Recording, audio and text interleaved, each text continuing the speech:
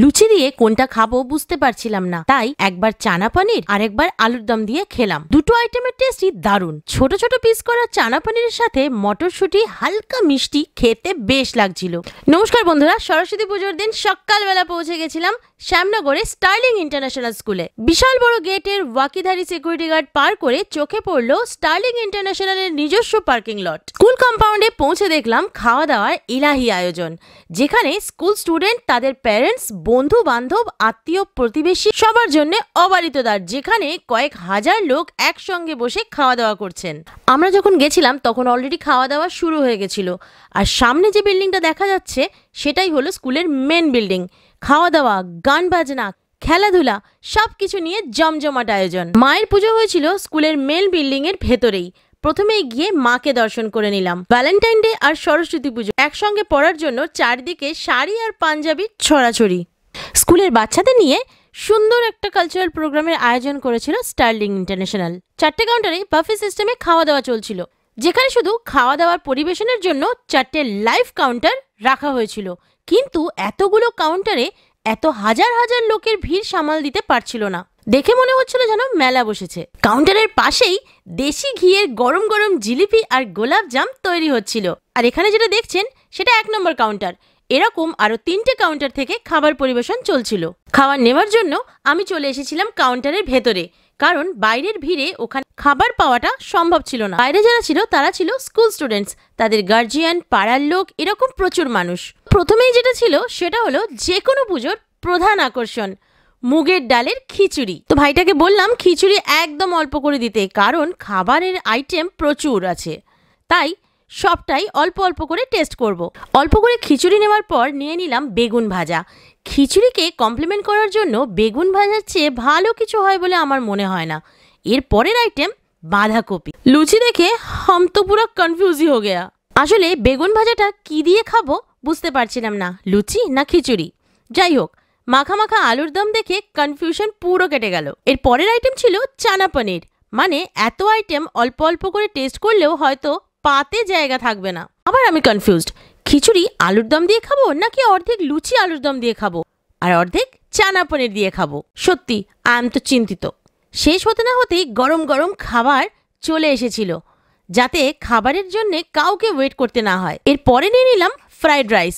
এর পরের আইটেম ছিল ছানার কোপ্তা। যেহেতু রান্না ওখানেই হচ্ছিল, প্রত্যেকটা খাবার গরম গরম সার্ভ হচ্ছিল।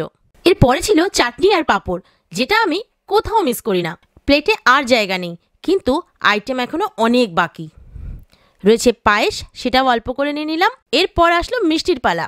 প্রথমে নিয়ে নিলাম গরম গরম গোলাপ জাম, তারপরেই গরম গরম ঘিয়ে ভাজা জিলিপি। আর জিলিপি কিন্তু মিষ্টির মধ্যে আমার ওয়ান অফ দ্য ফেভারিট। এরপর ছিল ভ্যানিলা আইসক্রিম, যেটা আমি স্কিপ করলাম। দাঁড়িয়ে দাঁড়িয়ে খিচুড়ি খাওয়া শুরু করে দিয়েছিলাম, কারণ বসার জায়গার খুব অভাব। হঠাৎ করেই একটা খালি চেয়ার পেয়ে দখল করে বসে গেছি। এবার শান্তিতে খাওয়া দাওয়া হবে। বিশাল বড় গ্রাউন্ডে প্রায় 100 খানেক টেবিলে খাওয়া দাওয়া চলছিল। রোদ থেকে বাঁচার জন্যে বেশিরভাগ টেবিলের মাথায় ছাতা লাগানো ছিল। এত বসার জায়গা থাকা সত্ত্বেও জায়গা পেতে ওয়েট করতে হলো। প্রত্যেকটা খাবারই খুব সুস্বাদু ছিল। লুচি ঠান্ডা হয়ে গেলেও বেশ নরম ছিল।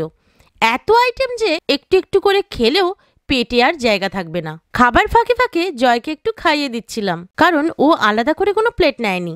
লুচি দিয়ে কোনটা খাবো বুঝতে পারছিলাম না, তাই একবার চানা পনির আর একবার আলুর দম দিয়ে খেলাম। দুটো আইটেমের টেস্টই দারুণ।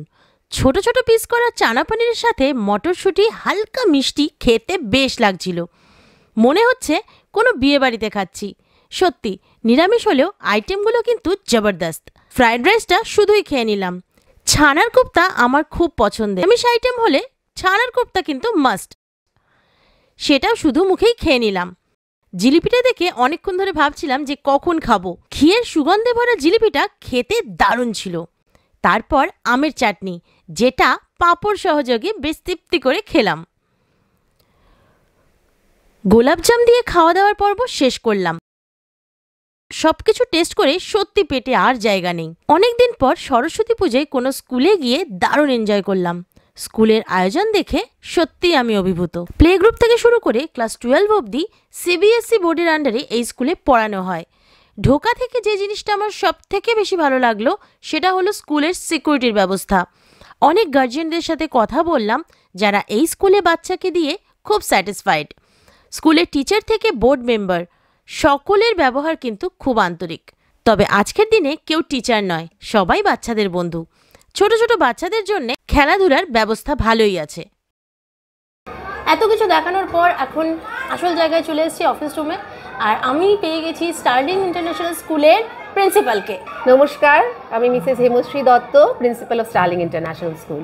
আমাদের স্কুলটা অ্যাফিলিয়েটেড টু সিবিএসই বোর্ড। এখানে প্লে গ্রুপ থেকে ক্লাস 2 লেভেল অবধি বাচ্চাদের পড়ানো হয়। আমাদের ক্লাস 2তে 3টে স্ট্রিম রয়েছে, সায়েন্স, কমার্স অ্যান্ড হিউম্যানিটিস। যাবতীয় ল্যাব ফ্যাসিলিটিস রয়েছে। স্কুলে লার্জ প্লেগ্রাউন্ডস রয়েছে। সব ক্লাসে সিসিটিভি আছে। Every corridors, washroom areas are covered in CCTV surveillance. তার উপরন্তু আমাদের সবকটা ক্লাসরুমস রয়েছে। ল্যাব আর রোবোটিক্স ল্যাব এবছর হবে। যত রকম সায়েন্স ল্যাব আছে, ফিজিক্স, কেমিস্ট্রি, তারপরে biology, mathematics lab, geography lab সবই আছে। ট্রান্সপোর্ট ফ্যাসিলিটি রয়েছে বাচ্চাদের জন্য। আপাতত আপ টু খড়দা থেকে আমাদের শ্যামনগর অবধি, এদিক থেকে নৈহাটি টু শ্যামনগর পুরো কাভারেজ হয়। 10 কিলোমিটার রেডিয়াসে আমাদের স্কুল ট্রান্সপোর্টগুলো সার্ভিস দিচ্ছে বাচ্চাদের। স্কুলের রেপুটেশনের জন্য স্কুলের ছাত্রের সংখ্যা উত্তরোত্তর বৃদ্ধি পাচ্ছে। পড়াশোনার জন্য মডার্ন ইকুইপমেন্টস, ইনস্ট্রুমেন্টস, বাচ্চাদের জন্য দারুণ সিকিউরিটি আর আন্তরিকতা নিয়ে স্টার্লিং ইন্টারন্যাশনাল বুদ্ধিমান ভবিষ্যৎ প্রজন্ম তৈরি করে চলুক।